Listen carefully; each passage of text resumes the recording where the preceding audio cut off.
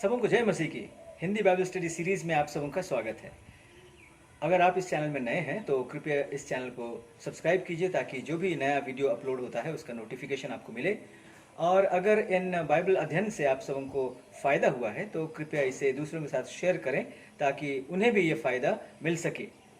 आज का जो हमारा अध्ययन है, इस अध्ययन को हम लोग अब शुरू करने वाले हैं। फिलिपियों की पुस्तक, उसके पहला अध्याय 1 और 2 पद। तो चलिए फिर बाइबल अध्ययन शुरू करते हैं। हमारा आज का पाठ है फिलिपियों उसका पहला अध्याय और उसका 1 और 2 पद। यहाँ इस प्रकार से लिखा हुआ है, मसीह यीशु के दास पौलुस और तिमुथियुस की ओर से सब पवित्र लोगों के नाम जो मसीह यीशु में होकर फिलिपी में रहते हैं, अध्यक्षों और सेवकों समेत। ये पहला अध्याय का पहला पद है और यहाँ पर जो जिन शब्दों को मैं अंडरलाइन किया हूँ इस पर हम विशेष ध्यान देंगे। इस अध्ययन को हम लोग आगे बढ़ाते हैं। पौलुस और तिमुथियुस, जब ये पत्र लिखा गया उस समय पौलुस अकेले था, पौलुस के साथ में तिमुथियुस नहीं था। और तिमुथियुस पौलुस के साथ उसकी दूसरी जो मिशनरी यात्रा थी उस दौरान इस जगह पे गया था, फिलिपी गया था। और इसका वर्णन हमें 15 अध्याय, प्रेरितों की पुस्तक के 15 अध्याय और फिर 16 अध्याय में भी मिलता है। लेकिन जब पत्र लिखा गया उस समय पौलुस अकेला था। तब यह प्रश्न उठता है हमारे सामने कि अकेले होते हुए भी पौलुस क्यों ऐसा लिख रहा है कि मसीह यीशु के दास पौलुस और तिमुथियुस की ओर से, जबकि ये पत्र हमें मालूम है केवल उसकी ओर से थी। जब इस वचन को हम लोग पढ़ते हैं, देखते हैं, इस पर विचार करते हैं तो हमें यहाँ पौलुस की दीनता दिखती है और उसके साथ साथ तिमुथियुस का उसने जो आदर किया वो दिखता है। किसी नामी व्यक्ति के साथ में नाम का जुड़ना बहुत ही महत्वपूर्ण बात है। मान लीजिए अगर राष्ट्रपति की ओर से इस प्रकार की कोई वक्तव्य निकले कि मैं भारत की राष्ट्रपति और फिर संजय के साथ में इसको लिख रही हूं, तो मेरा जो कद है वो राष्ट्रपति के साथ जुड़े हुए होने के कारण यूं ही बढ़ जाएगा। यहां पर वैसे ही कुछ बात हो रही है। पौलुस जो कि एकदम ही परिचित परमेश्वर का सेवक, बहुत ही प्रभावशाली जीवन उसका था एक अगुआ के रूप में, और वो तिमुथियुस को खुद अपने साथ लेके गया जो कि बहुत ही क्या कहेंगे, जूनियर था उसके लिए सेवकाई में। लेकिन फिर भी जब वो पत्र लिखता है तो उसका नाम भी अपने साथ जोड़ता है। ये पौलुस की एक बहुत ही अच्छी क्वालिटी जो हम देख रहे हैं, जो कि एक क्रिश्चियन अगुए में होने की आवश्यकता है। पौलुस को मालूम है कि तिमुथियुस उसका सेकंड जनरेशन लीडर है, तो केवल लीडर को खड़ा करना नहीं लेकिन उसको स्थापित करने का काम भी पौलुस कर रहा है। और इसी कारण से वो अपने पत्र में उसका नाम भी शामिल किया है, यद्यपि तिमुथियुस उस समय उसके साथ में नहीं था। दूसरी बात जो हम यहां पर देखते हैं, जहां मसीह यीशु के दास, इसे मैंने अंडरलाइन किया है, मसीह यीशु के दास। अंग्रेजी में हम देखते हैं Paul and Timothy, servants of Christ Jesus. अपना जो परिचय है वो किस प्रकार से अपने आप को परिचय करा रहा है। वो कह रहा है कि सर्वेंट्स ऑफ क्राइस्ट, मसीह यीशु के दास। सेवक की जो सर्वोच्च पहचान है सेवकाई में वो यही है, इससे ऊपर कोई भी पहचान नहीं है।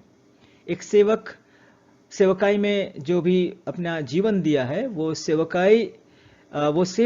का जो सबसे उच्चतम पहचान है वो क्रिस्ट के एक दास के रूप में है, मसीह के दास के रूप में है, सर्वेंट ऑफ क्राइस्ट के रूप में है, जिस बात को पौलुस यहाँ पर अपने पत्र में शामिल किया है वो दर्शाता है। आजकल बहुत से सेवक हैं या क्रिश्चियन लीडर्स हैं जो अपना परिचय इस प्रकार से देना चाहेंगे, director, founder director, team leader, coordinator इत्यादि। सुनने में बहुत ही भयंकर लगता है ये सब शब्द, लेकिन जब सेवकाई की बात आती है तो उसमें इन सभी पहचानों से बढ़कर जो पहचान है, सर्वोच्च जो पहचान है, वह मसीह का दास। और इसी बात को पौलुस यहाँ इस्तेमाल करता है और अपना परिचय देता है मसीह का दास, मसीह यीशु के दास के रूप में। जब ये दास का जिक्र हम लोग कर रहे हैं, इस समय एक शब्द को भी देखना बहुत जरूरी होगा हमारे लिए। ये यूनानी भाषा का शब्द है, ग्रीक भाषा का, इसे डूलोस कहा गया है। पौलुस अपने लेख में बहुत मर्तबे इस सर्वेंट शब्द का इस्तेमाल किया है। इसमें जो डूलोस यहां पर इस्तेमाल हुआ है, डूलोस का मतलब है ये एक क्या कहेंगे, बॉन्ड स्लेव है, जिसकी अपनी कोई इच्छा नहीं चलती है, जो संपूर्ण रूप से मालिक की इच्छा पर निर्भरशील है। और वही बात हम देखते हैं, मसीह का दास संपूर्ण रूप से मसीह के इच्छा के अधीन, इस प्रकार से वो अपना परिचय दे रहा है। और फिर जो यहां पर पाने वाले लोग हैं वो कौन है, उनके बारे कहा गया है पवित्र लोग, होली पीपल। कुछ अनुवाद में, अंग्रेजी के अनुवाद में इसे सेंट्स कहा गया है।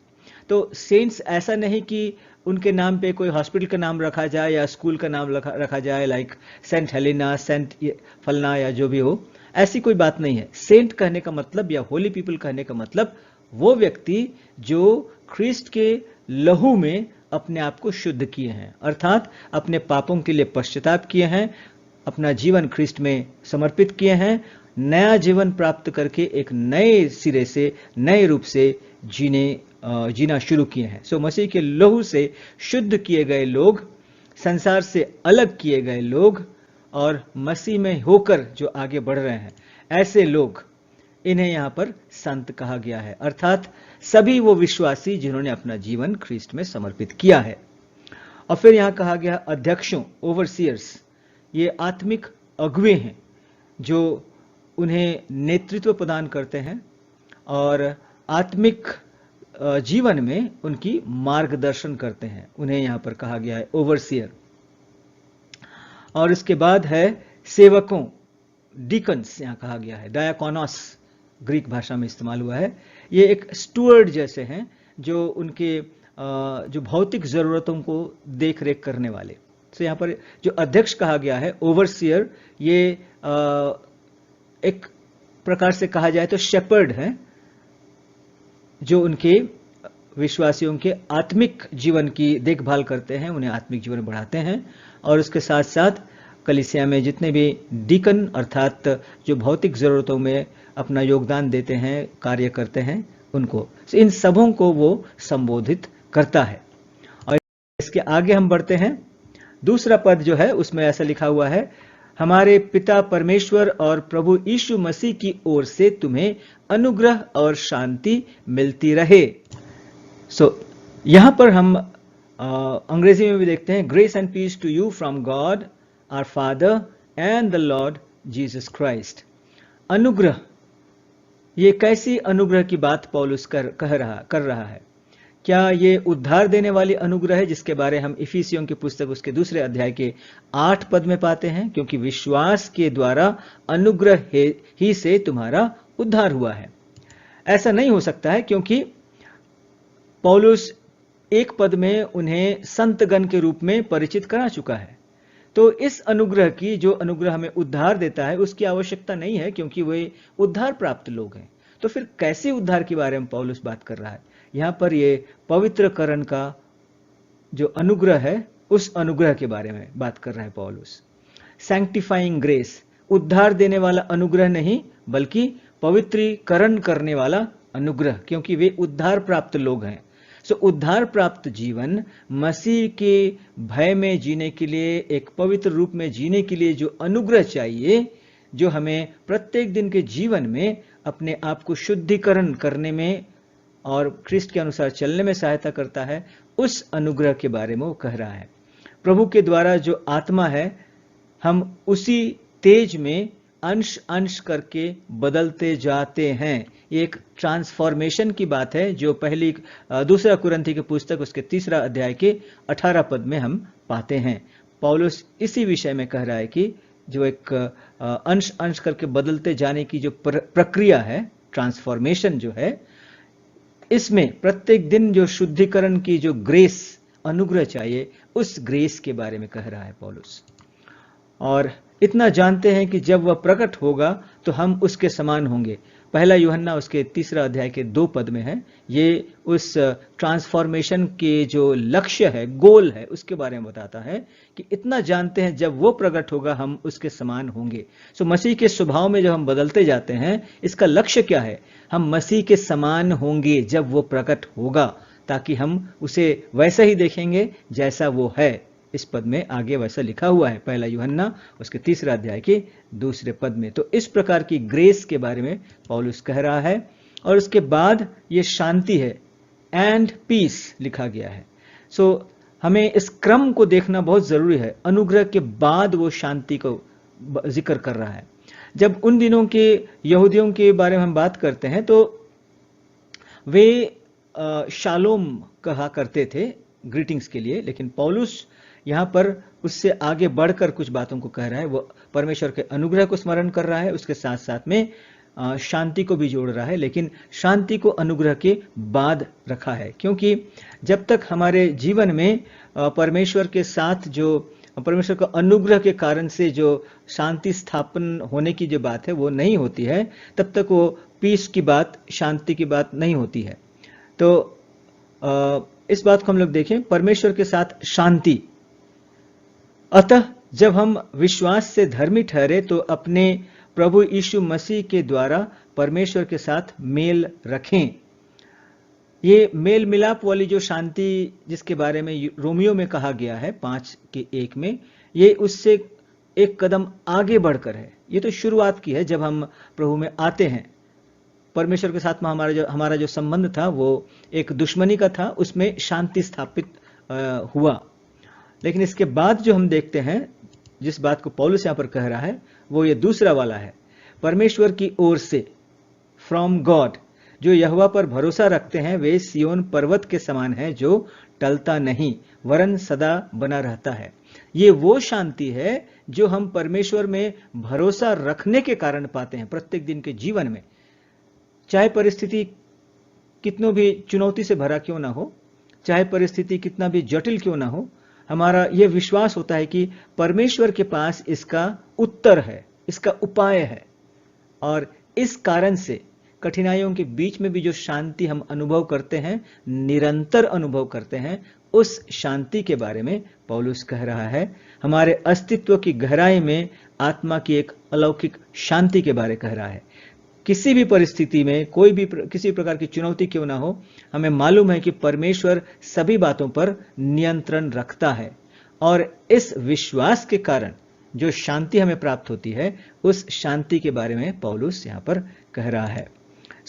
अनुग्रह और शांति जो है, ये सिर्फ एक अभिवादन के शब्द नहीं है, ये उससे कहीं बढ़कर है और बहुत ही गहरे शब्द हैं। परमेश्वर पिता और पुत्र की ओर से प्राप्त होने वाली ये एक संपूर्ण आशीष है, जिसका जिक्र पौलुस यहाँ पर कर रहा है। इस प्रकार से हम पहला पद और दूसरा पद के जो बातें हैं उन्हें हम बहुत संक्षेप में देखे हैं। ये बाइबल अध्ययन में अगर हम गहराई में जाएंगे तो इस गहराई की कोई सीमा नहीं है, लेकिन फिर भी हम इसे सीमित रखने की कोशिश करेंगे ताकि और भी बातों को हम देख सकें। आज के लिए इतना ही। आने वाले अध्ययन में आपके लिए मैं फिर से हाजिर होऊंगा। तब तक के लिए जय मसीह की।